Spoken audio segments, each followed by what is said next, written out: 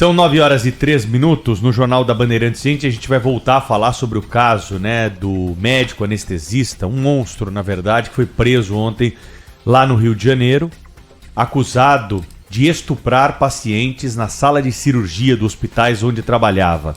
Para falar mais sobre esse assunto, nós convidamos aqui para o programa uma especialista, diretora-presidente do Instituto Liberta, Luciana Temer, que é advogada e muito conhecedora dos assuntos ligados à nossa legislação e também os caminhos que devemos seguir para combater esse tipo de prática da violência sexual. Luciana, é um prazer tê-la conosco mais uma vez aqui na Rádio Bandeirantes. Eu já te faço a primeira pergunta aqui da nossa entrevista. Qual é a pena justa para um sujeito como esse na tua avaliação? Muito bom dia. Bom dia, Pedro, Sônia, Cláudio, aos ouvintes.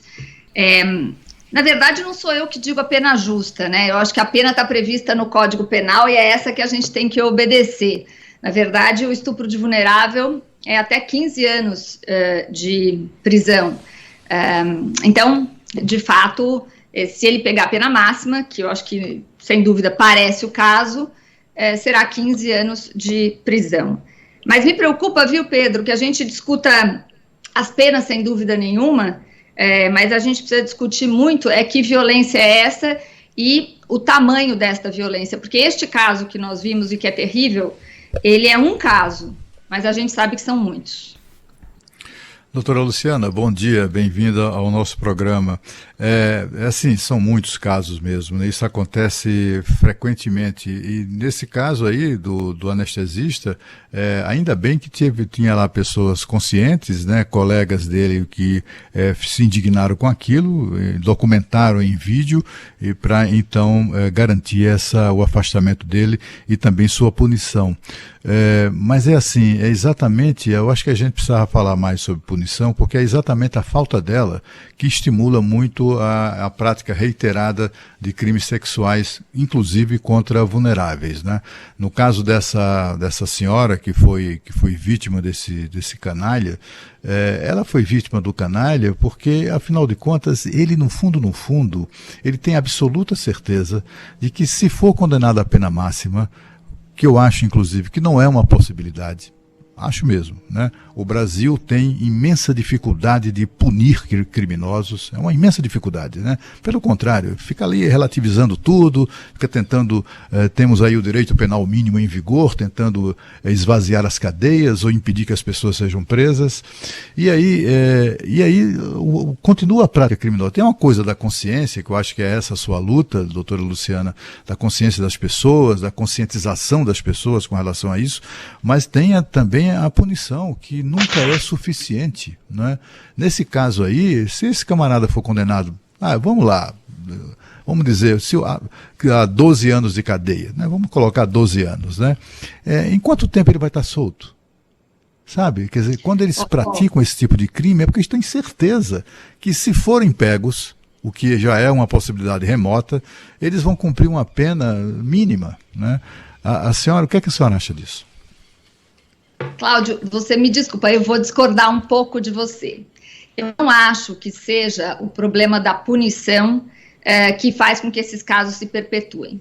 Eu acho que o que faz esses casos se perpetuarem é o silêncio das vítimas sobre esta violência. Porque se todas as vítimas de violência sexual denunciassem, e aqui eu não estou, logicamente, botando a culpa nas vítimas, não é? As vítimas não têm culpa nenhuma, mas se a nossa sociedade tivesse um sistema real de acolhimento dessas vítimas, para que elas tivessem coragem de falar. E aí eu concordo com você, que elas tivessem a certeza da punição do culpado, porque elas também não falam, porque elas têm dúvidas sobre a punição do culpado. E por que elas têm dúvidas sobre a punição do culpado? Porque nós não falamos e não enxergamos o tamanho da violência sexual no país, e o sistema de justiça não está preparado para, de fato, enfrentar esta violência. Eu vou dar um dado aqui para vocês, que é um dado que eu peguei ontem. Eu estava escrevendo um artigo sobre essa situação do médico, e me surpreendeu um dado que eu encontrei, que é de um artigo de uma jornalista do Intercept Brasil, que mostra que de 2014 a 2019 foram registrados em 9 estados brasileiros, os dados são só de 9 estados brasileiros, foram registrados 1.734 casos de violência sexual em instituições de saúde, sendo 1.239 de estupro. Então, nós temos um dado que é 1.239 estupros registrados num período de 3 anos no Brasil, só em 9 estados, tá? Faltam 23 estados para a gente ter o quadro total desta violência. A gente está falando de um caso pontual, muito sério, grotesco, e que a tecnologia permitiu que a gente visse. O que eu tenho insistido é, a gente precisa falar todo dia de violência sexual. São mais de 4 meninas de menos de 13 anos estupradas por hora no país. Este é um dado estarrecedor. Cerca de 10% dos casos são denunciados. Como é que a gente não está todo dia falando disso? Concordo com você, Luciana. É a Sônia aqui. É muito prazer recebê-la aqui no Jornal Gente da Rádio Bandeirantes, até porque você tem uma história de coragem e que eu gostaria muito que as nossas ouvintes fossem inspiradas por isso. E esses dados são aqueles que a gente sabe. Eu acredito muito que esses dados sejam superestimados. Existe muita gente, não importa a classe social, a mulher ela é vítima de violência, a mulher é abusada, a gente sabe isso em conversas com amigas, com mulheres, com ouvintes, com e-mails que a gente recebe de gente pedindo ajuda. E nesse momento, eu sou uma mulher, você é uma mulher, a gente está se identificando com várias mulheres que estão nos ouvindo nesse momento. Como você tem experiência num instituto, em presidir, em dar esse apoio para outras mulheres, tendo a própria biografia como história, como romper esse silêncio, Luciana? A gente não pode fazer uma mulher corajosa da noite para o dia, mas a gente precisa tocar nesse assunto. Como é que a gente ajuda as nossas ouvintes, essas mulheres brasileiras que precisam da nossa mão? Olha, Sônia, primeiro, de fato, eu tenho uma questão pessoal, né, que eu falei dela recentemente. Eu fui estuprada num assalto aos 27 anos de idade. Eu tinha sido delegada de polícia e não registrei a ocorrência. Veja, eu estou com quase 53 anos agora e eu olhando para a mulher de 27 anos, eu falo, como é que eu não registrei a ocorrência? Como é que eu não deixei este dado entrar nas estatísticas justamente para a gente enfrentar esta violência? E hoje eu sei que há um constrangimento muito grande, com a maturidade que eu tenho hoje, com a imersão que eu fiz nessa questão da violência, especialmente contra crianças e adolescentes, é que eu sei que a gente não pode se calar. Não pode se calar. Por isso até que o Instituto Liberta está com uma campanha que é o Agora Você Sabe, né? agoravocêsabe.com.br, no qual a gente convida pessoas adultas, Sônia, mulheres e homens, porque você sabe que é menos falado, mas muitos homens são vítimas de estupro, inclusive a maioria dos meninos entre 4 e 8 anos de idade, esse dado de registro policial. Então, nós temos homens e mulheres vítimas de violência, das mais diversas violências, e a gente está convidando os adultos a entrarem no agoravocêsabe.com.br e identificarem se foram vítimas de alguma violência, porque as violências são do estupro até violências virtuais, e são todas violências sexuais pelo Código Penal, e gravar um grito da passeata para a gente sair numa passeata virtual, todos para dar visibilidade e enfrentar essa questão. Só um último dado.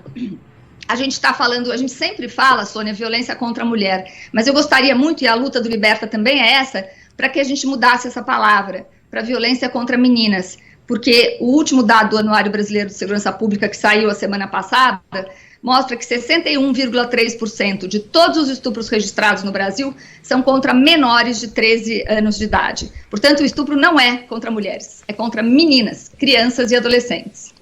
Mas, doutora Luciana, novamente, eu quero, assim, não tem como falar nisso sem falar em punição, sabe? O Brasil não pune. Não pune, simples assim, não é? Aliás, não pune assassinato, não pune crimes, enfim, que tiram a vida das pessoas, não pune adequadamente. Você imagina, a gente assistiu em São Paulo, não faz muito tempo, um sujeito no ônibus ejaculou sobre uma adolescente. Aí vai para a audiência de custódia, o promotor recomendou a soltura porque era o crime de menor teor ofensivo, e aí o juiz vai e solta. O que é que aconteceu? No dia seguinte ele foi preso novamente pela mesma prática. não é? Quer dizer, essa sensação de que nada vai acontecer, ou que a punição é insuficiente, que estimula muito esse tipo de prática, né? Eu não vejo como discutir essa questão. É claro que sim, temos que refletir sobre tudo isso, etc. Temos que estimular a denúncia e tudo mais, mas não tem como a gente conversar sobre isso sem falar na falta de punição por um crime tão horroroso que vitima, como a senhora mesma diz, crianças, né? São centenas, milhares de crianças submetidas a esse tipo de sofrimento e de trauma, né? Ô Cláudio, a gente não está divergindo, não, e eu acho que você tem razão, a gente tem que falar sobre punição. Acho que falar sobre punição é diferente, acho que talvez aí a gente vai divergir. Falar sobre punição é diferente de falar sobre pena, né? Porque eu acho que a pena é a pena que está estabelecida, eu acho que 15 anos de pena é uma pena razoável, severa. Agora, quando a gente fala, e aí você tem razão, de punição, a gente tem um problema. E a gente tem um problema porque nós somos uma sociedade, e não só o sistema de justiça, viu, Cláudio? Não é só o sistema de justiça que é conivente de alguma forma, ou conivente é uma palavra forte, mas que é permissivo com a violência sexual quando passa pano, ameniza situações como essa que você acabou de descrever, não é? A sociedade inteira, ela é permissiva com a violência sexual. E eu vou dar aqui um exemplo para você. Eu tô convidando as pessoas a entrarem no site, nem que seja por curiosidade, tem um iconezinho que fala, eu já fui vítima, e eu traduzi de forma muito simples e coloquial o que são as violências sexuais no Código Penal. E muita gente vai ler lá e vai falar, ué, isso aqui eu já vivi, mas isso aqui é violência sexual?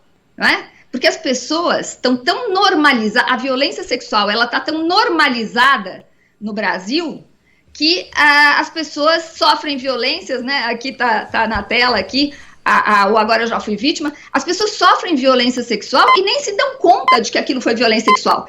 E eu tenho certeza, Cláudio, que quando a gente é permissiva com as pequenas violências, como esse caso do juiz que você acabou de citar, a gente vai permitindo a escalada das violências. E é por isso que nós temos essa situação de mais de 4 meninas estupradas por hora no país com menos de 13 anos de idade, né? Por isso que esse sujeito aqui, medonho, se sente no direito de estuprar uma mulher que está anestesiada na sala de cirurgia dando à luz. Então, assim, são situações medonhas. Eu só queria mostrar que essas situações medonhas acontecem cotidianamente.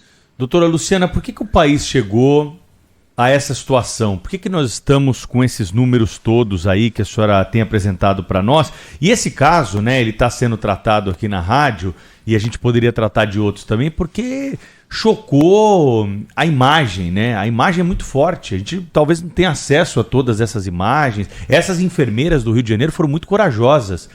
Elas colocaram uma câmera escondida lá para fazer uma prova robusta e rebater qualquer tipo de contra-argumento que possa haver nesse caso. Ele foi pego em flagrante num crime de estupro, que é muito difícil, a senhora sabe disso, né? A polícia não consegue chegar, normalmente esses crimes eles acontecem dentro do seio familiar, escondido aí dos olhos das autoridades, da polícia. Nesse caso específico tem essa peculiaridade, né? Foi dentro de um hospital, de uma sala de cirurgia, outras pessoas dentro da sala de cirurgia, nada disso inibiu a prática delituosa desse monstro. Por que o Brasil chegou a esse ponto? Por que nós estamos vivendo esse drama do ponto de vista dos crimes sexuais?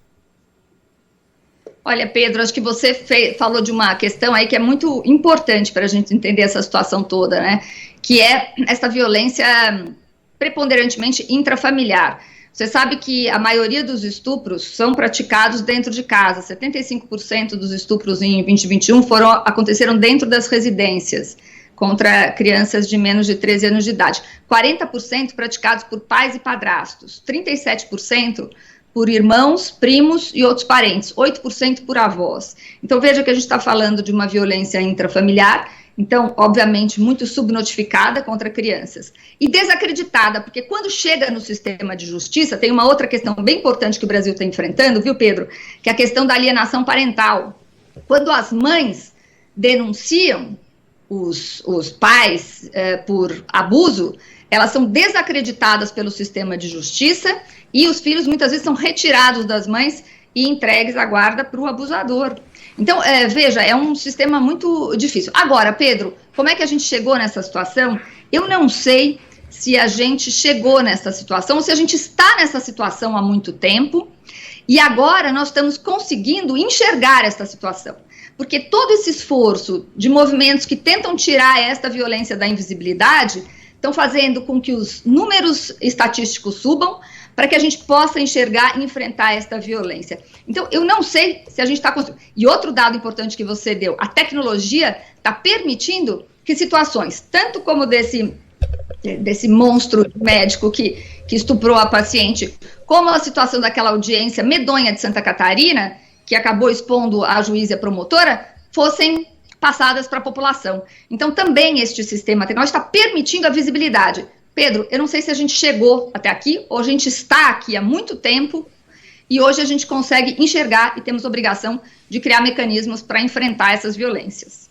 E, Luciana, como é que então a gente pode proteger as nossas meninas se o inimigo está dentro de casa e são jovens, são meninas que estão começando a vida, que não sabem nada de nada, né? E que na escola também muitas vezes não tem apoio. Como é que a sociedade civil pode proteger as nossas meninas, na sua opinião? Olha, Sônia, o Liberta, ele tem defendido que a gente tem que falar sobre prevenção às violências e sexualidade saudável nas escolas, públicas e privadas. A gente, indiscutivelmente, todo o sistema punitivo é importante, que o sistema de justiça esteja preparado, né, que as pessoas sejam presas e respondam pelo que praticaram, mas o que a gente quer mesmo é que essas violências não aconteçam.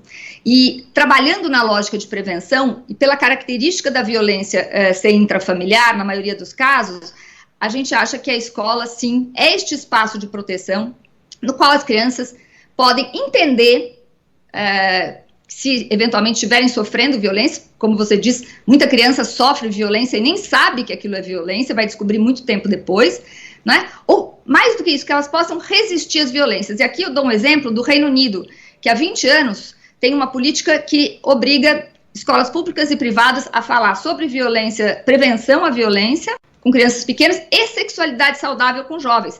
Porque a gente tem que também falar de uma violência sexual que está acontecendo entre os próprios jovens, né? Então, como a gente trabalha isso nas escolas? No Reino Unido, a consequência desse trabalho foi maravilhosa. Depois de 20 anos, você teve diminuição de gravidez na adolescência, diminuição de doença sexualmente transmissível, e mulheres, inclusive meninas, começando a vida sexual mais tarde, de forma mais consentida. E em relação às crianças, permitiu que muitas situações de abuso pudessem aparecer, como a gente sabe até hoje aqui. A gente vive recebendo notícias de palestras que foram dadas em escolas sobre violência sexual e que após essas palestras as crianças vão contar, porque identificaram que foram vítimas de violência e que isso está errado. Então, Sônia, a gente acredita sim que é preciso fazer um trabalho muito sério de prevenção e que este trabalho tem que acontecer nas escolas.